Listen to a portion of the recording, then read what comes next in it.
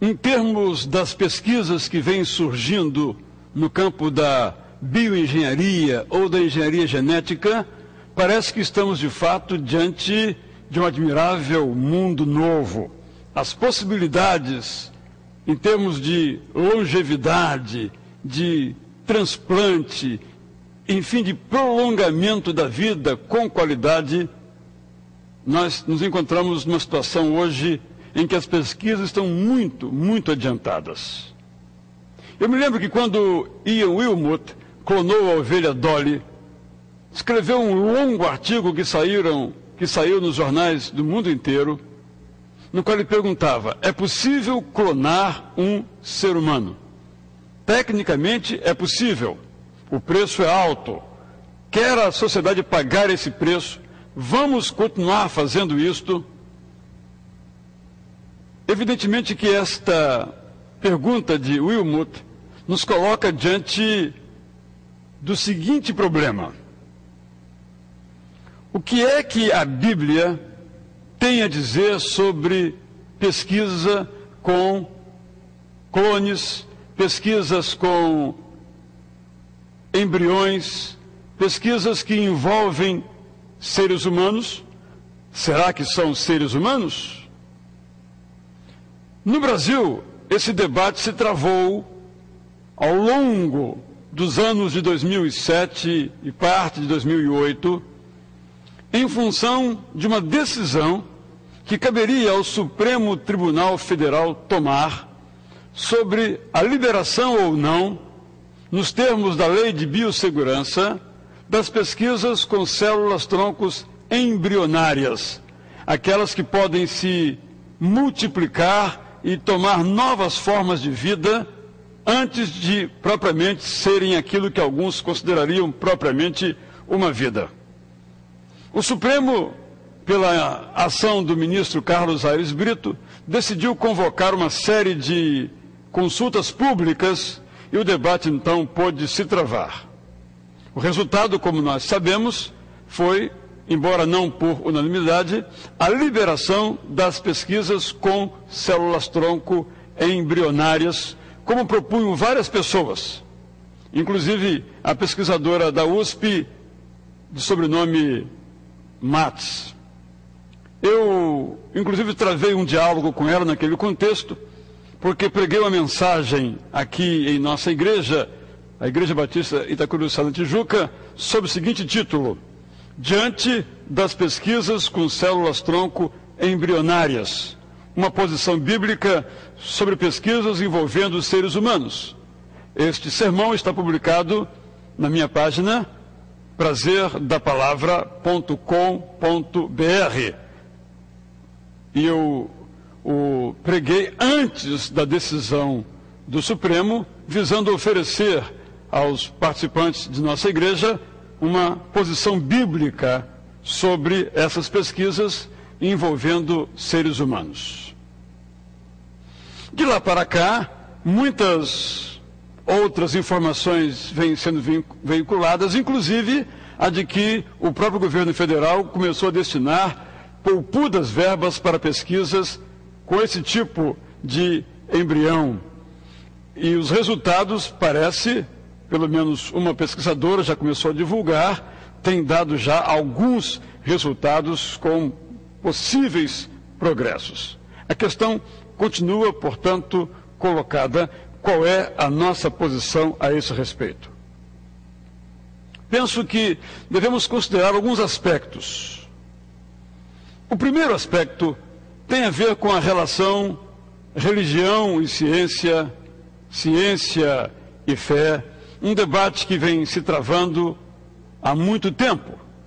Recentemente, um autor cristão chamado Francis Collins escreveu um livro muito interessante, A Linguagem de Deus, no qual ele relata a sua conversão ao cristianismo, bem como relata como ele concilia a sua posição científica, que é evolucionista, com a sua fé.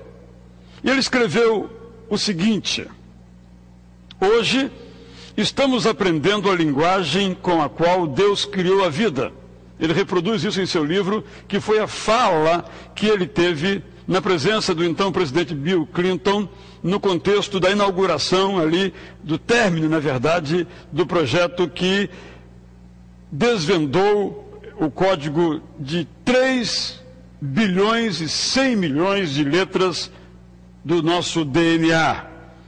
Quando essa sequência, ou esse sequenciamento foi feito, ele disse isso, está no seu livro, e eu continuo. Ficamos ainda admirados pela complexidade, pela beleza e pela maravilha da dádiva mais divina e mais sagrada de Deus. Collins, então, entende que o mapa genômico humano é o retrato do modo como Deus trabalha. Ele então escreveu ainda assim, no seu livro A Linguagem de Deus: a experiência de mapear a sequência do genoma humano e descobrir o mais notável de todos os textos foi ao mesmo tempo uma realização científica excepcionalmente bela e um momento de veneração ou de adoração.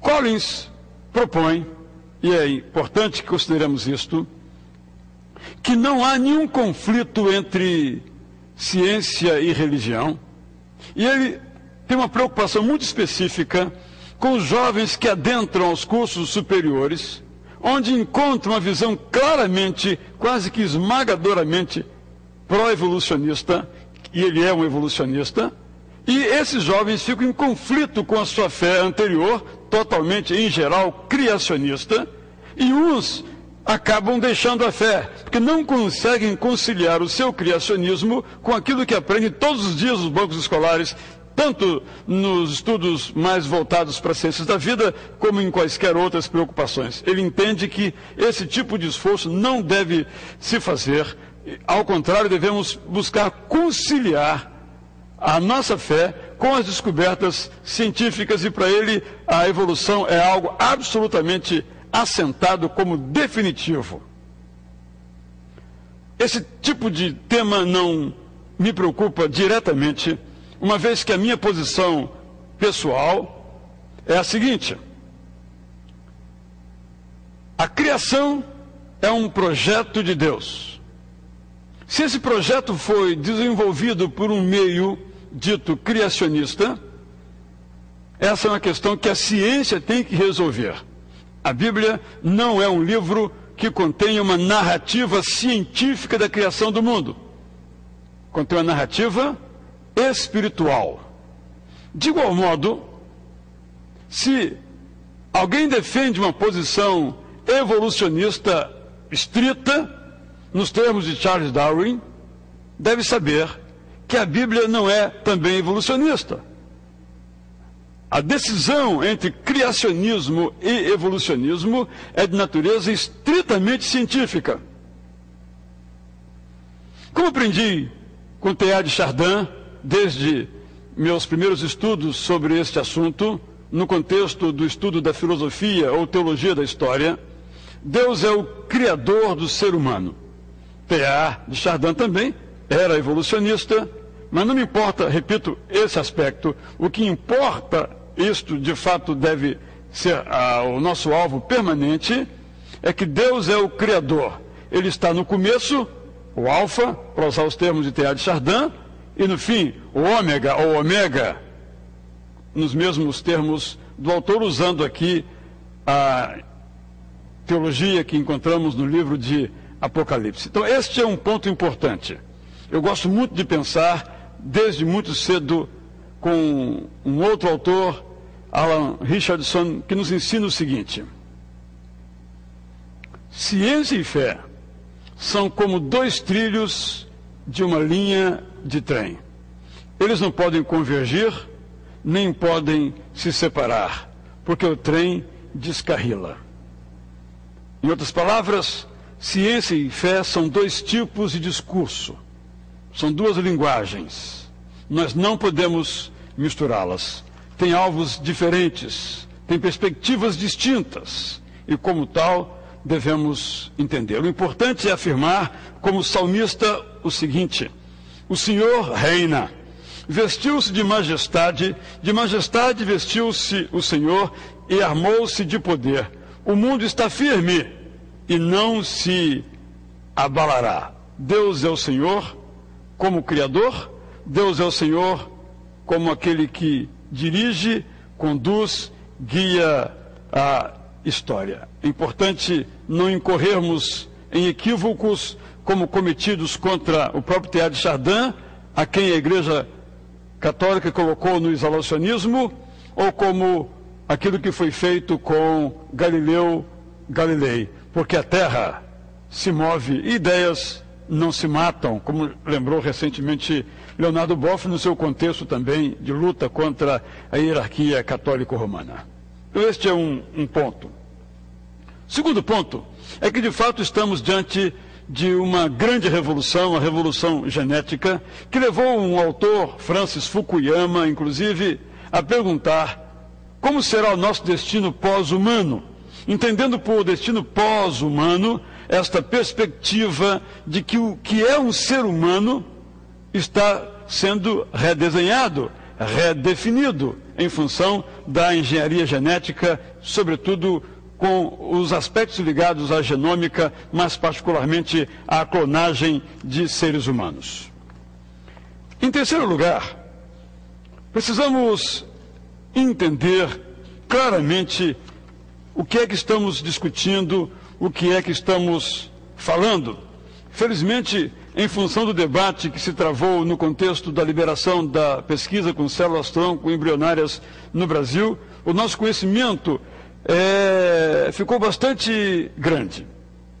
O que está em jogo é o seguinte: um embrião é um ser humano.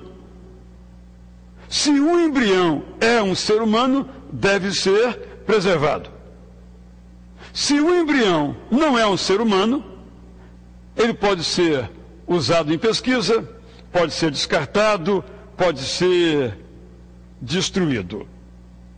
Esta é a questão que está em busca ainda de um consenso a despeito do que foi decidido pelo Supremo Tribunal Federal, e sobre isso há muitos materiais, e eu recomendo sobretudo o portal que a professora, já aqui mencionada anteriormente, com quem, repito, travei um diálogo interessante, trabalhando na USP, Maiana Zates, tem proporcionado, e o acesso fica bem fácil em veja.com.br/genética.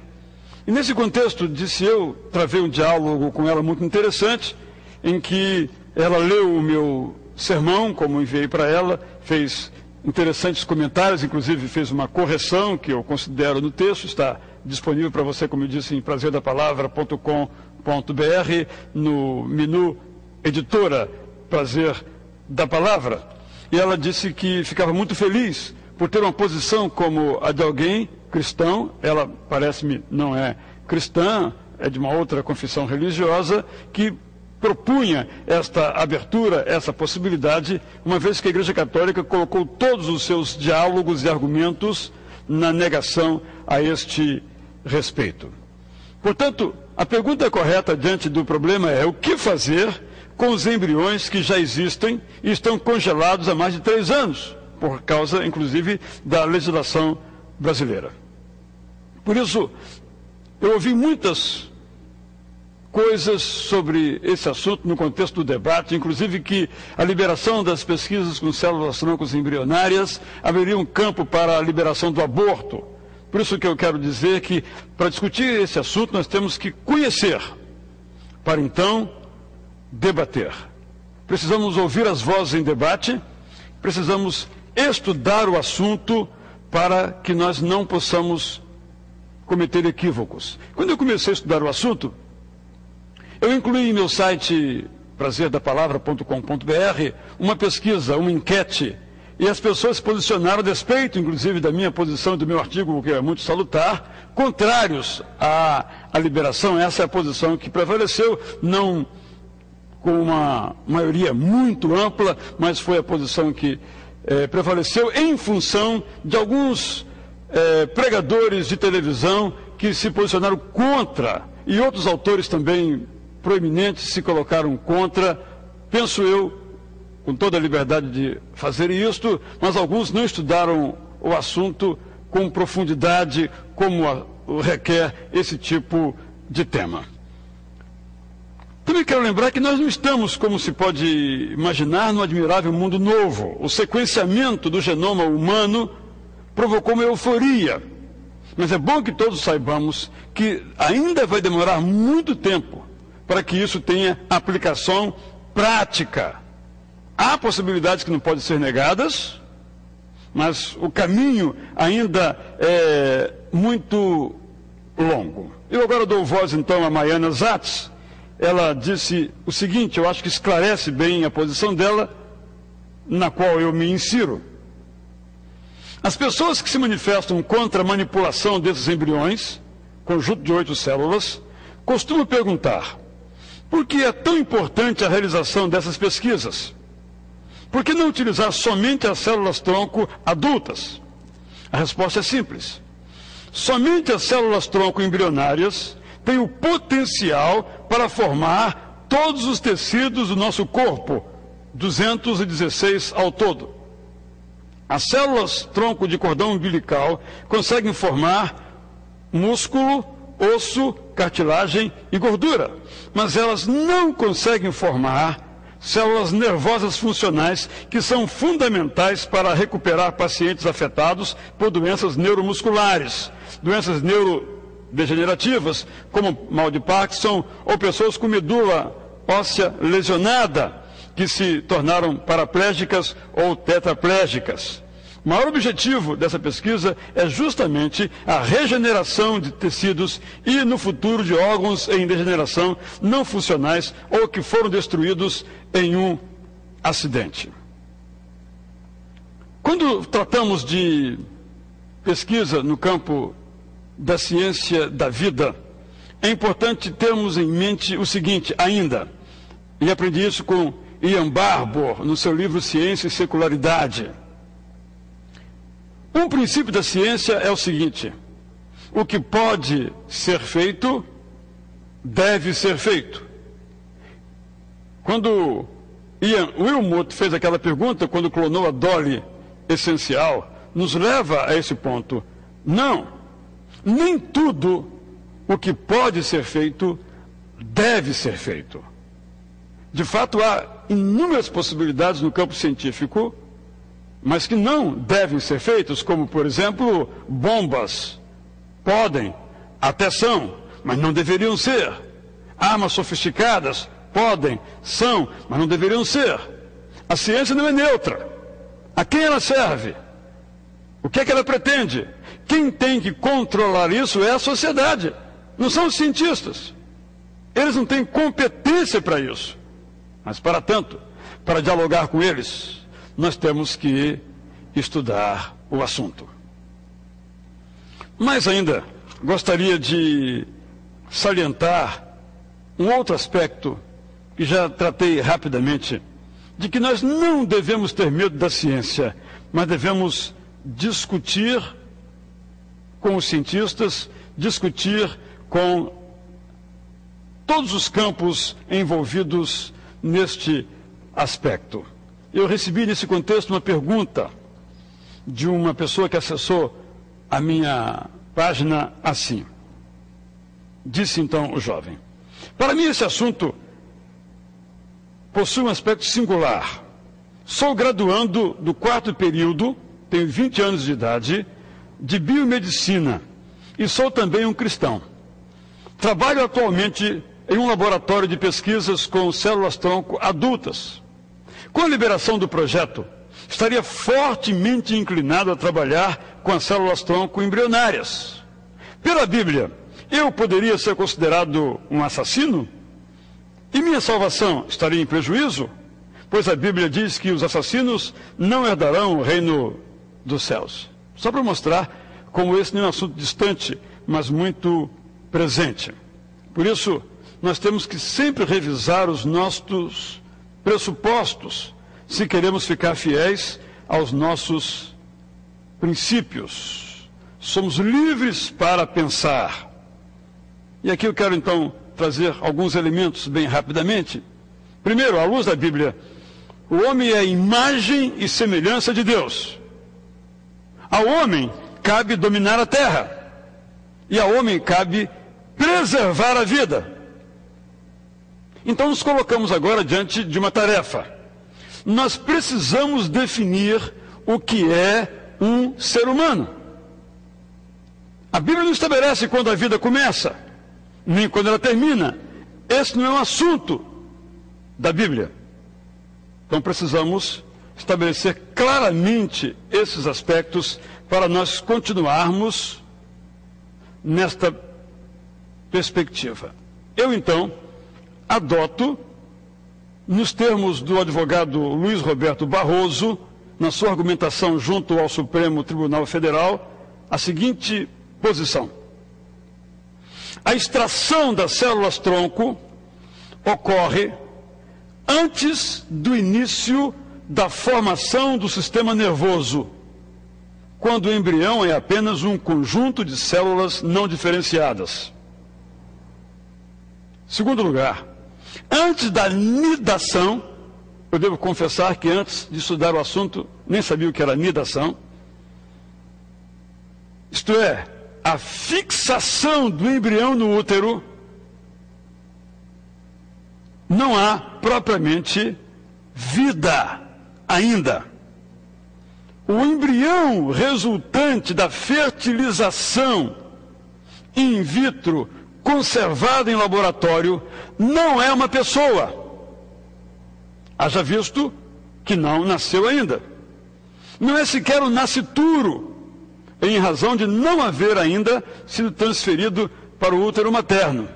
Então, o embrião resultante da fertilização in vitro, sem haver sido transferido para o útero materno, não é nem pessoa, nem nascituro, embora tenha uma perspectiva potencial de vida. Então, esta é uma visão que nos ajuda a responder essa pergunta sobre quando começa a vida. Cada um de nós deve seguir a sua consciência, também no que se refere a pesquisas desse tipo. Então, cheio de temor e tremor, eu escolho que nos casos de reprodução assistida, de onde são usadas as células tronco-embrionárias, a vida começa na fertilização, mas a pessoa surge no momento em que o embrião gruda, daí é a palavra nidação, no útero. Mas ainda, cheio de tremor e temor, eu escolho que os embriões congelados e que não serão transferidos para o útero podem ser usados para fins de pesquisa, capaz de resultar em benefício para outras vidas ameaçadas. Cheio de tremor e temor, eu espero que a lei da biossegurança, que o Supremo considerou autêntica, que ela possa ser respeitada por todos os profissionais envolvidos em pesquisa, considerando aí todos os comitês de ética para o bem da sociedade. Cheio de fé, eu reafirmo o meu louvor ao Senhor da criação. E termino, então, assim. Eu te saúdo, Senhor, por causa do teu amor revelado na complexidade com que me trouxeste à realidade. Eu te saúdo, Senhor, pelos meus 3 bilhões e 100 milhões do código que alguém sabiamente contou e pelos mistérios que ainda sou. O Senhor viu a minha forma quando eu estava escondido no ventre, todo protegido e ainda não tinha forma. É por isso que posso entender melhor por que enviaste teu Filho Salvador, para ver toda a maravilha que projetaste de volta ao belo ser que imaginaste.